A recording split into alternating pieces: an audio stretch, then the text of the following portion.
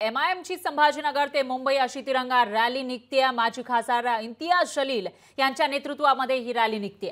मुस्लिम धर्माबाबत आक्षेपार्ह वक्तव्य केली जात होती, त्याच्या निषेधार्थ ही रॅली सुरू करण्यात आली आहे। रामगिरी महाराज आणि नितेश राणेंना अटक करा अशी मागणी केली जाते।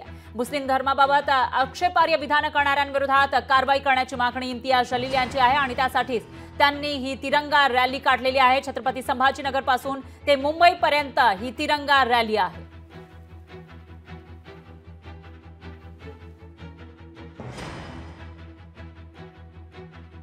कोणीही कोणत्या दुसऱ्या जातीच्या धर्माच्या बाबतीत बोलू नये, तरी सुद्धा दररोज आपल्याला हे ऐकायला मिळत आहे।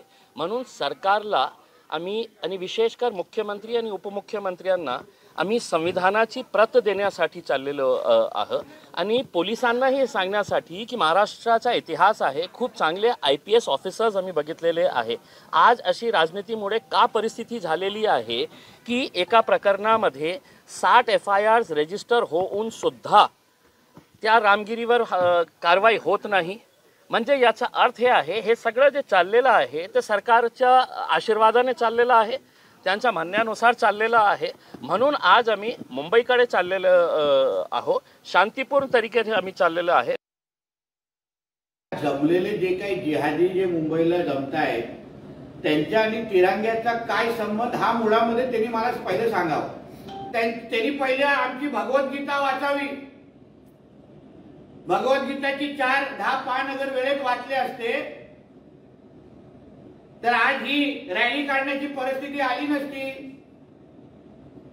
आमचे परमपूज्य महंत रामगिरी महाराज असतील किंवा आमच्यासारखे जे हिंदुत्ववादी कार्यकर्ते आहेत, आम्ही हिंदूंची बाजू लावून धरतोय, कुठल्या अन्य धर्माला काय बोलत नाहीये। हिंदूंना तुम्ही अंगावर येत असाल तर आम्ही शिंगावर घेऊ, हा संदेश आम्हा लोकांना त्या निमित्ताने वारंवार आम्ही देतोय।